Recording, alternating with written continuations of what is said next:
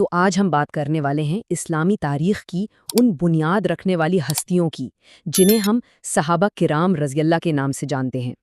سچ پوچھیں تو یہ وہ لوگ ہیں جن کے بغیر اسلام کی تاریخ کا تصور ادھورا رہ جاتا ہے۔ تو آئیے اس بات کا آغاز اسی گہرے کال سے کرتے ہیں۔ ذرا غور کیجئے، یہ الفاظ کتنی خوبصورتی سے صحابہ کرام کی میراث کو سمیٹ لیتے ہیں۔ مطلب ان کی زندگیاں صرف کوئی پرانی کہانیاں نہیں ہیں، نہیں، بلکہ یہ تو ایک ایسا روشن راستہ ہے جو آج بھی اس دور میں بھی ہماری رہنمائی کرتا ہے۔ اچھا، تو سوال یہ ہے کہ صحابہ کرام آخر تھے کون؟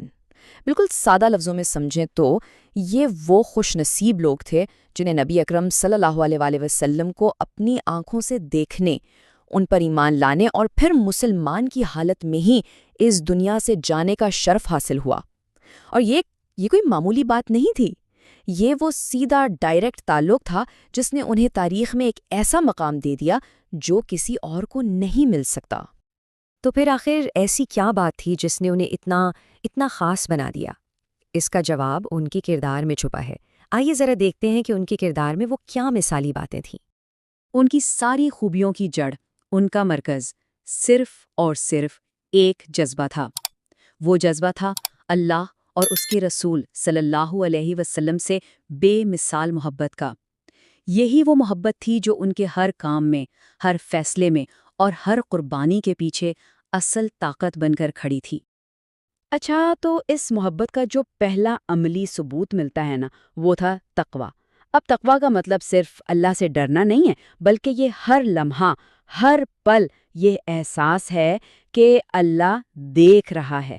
یہی وہ گہرا شعور تھا جو انہیں ہمیشہ سیدھے راستے پر رکھتا تھا اور ہر غلطی سے بچاتا تھا۔ اور جانتے ہیں، اسی تقویٰ سے انہیں وہ طاقت ملی جسے ہم صبر کہتے ہیں۔ ان کی زندگیاں کوئی آسان نہیں تھیں، آزمائشوں سے بھری پڑی تھیں، انہیں تکلیفیں دی گئیں، گھر بار چھوڑنے پر مجبور کیا گیا، لیکن آپ سوچیں، سخت سے سخت حالات میں بھی وہ جس طرح ڈٹے رہے نا، اس کی کوئی مثال نہیں ملتی۔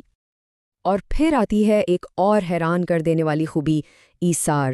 اب یہ صرف کسی کو کچھ دے دینا نہیں تھا، نہیں، یہ تھا کہ خود بھوکے ہیں لیکن دوسرے کو کھلا رہے ہیں، اپنی ضرورت کو پیچھے رکھ کر اپنے بھائی کی ضرورت پوری کر رہے ہیں۔ یہی وہ چیز تھی جس نے ان کے درمیان ایک زبردست بھائی چارہ قائم کیا اور ایک مضبوط معاشرے کی بنیاد رکھی۔ لیکن یہ جو ساری خوبیاں تھیں نا، یہ صرف ان کی اپنی ذات تک نہیں تھیں، انہوں نے اپنے ایمان کو اپنے عمل سے ثابت کر کے دکھایا۔ تو آئیے اب ذرا دیکھتے ہیں کہ دین کی خاطر انہوں نے کیسی کیسی عظیم قربانیاں دی۔ اور یہ قربانیاں صرف کوئی کہانیاں نہیں تھیں، سچ میں انہوں نے اپنے ایمان کے لیے اپنا سب کچھ داؤ پر لگا دیا تھا، اپنے گھر، اپنا مال اور یہاں تک کہ اپنی جانیں بھی۔ اور یہ وہ قیمت تھی جو انہوں نے ہنستے ہنستے خوشی سے ادا کی۔ انہی قربانیوں نے دراصل اسلام کی عمارت کو وہ مضبوط بنیادیں دیں جن پر آج بھی یہ دین قائم ہے۔ یہ انہی کی محنت تھی، انہی کی لگن تھی جس نے اس پیغام کو دنیا کے کونے کونے تک پہنچانے کا راستہ بنایا۔ تو پھر سوال یہ اٹھتا ہے کہ آج ہمارے لیے ان کی زندگیوں کی کیا اہمیت ہے؟ آخر وہ ہمارے لیے کیا ورثہ، کیا لیگیسی چھوڑ کر گئے ہیں؟ آئیے اس پر ایک نظر ڈالتے ہیں۔ ایک لمحے کے لیے ذرا سوچئے، دین کے جو دو سب سے بڑے ستون ہیں، قرآن اور سنت، یہ آج ہم تک پہنچے کیسے؟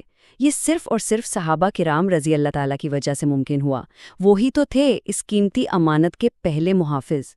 انہوں نے نہ صرف اسے سمجھا بلکہ پوری ایمانداری کے ساتھ اگلی نسلوں تک پہنچایا، اور انہی کی وجہ سے آج دین اپنی اصلی حالت میں ہمارے پاس موجود ہے۔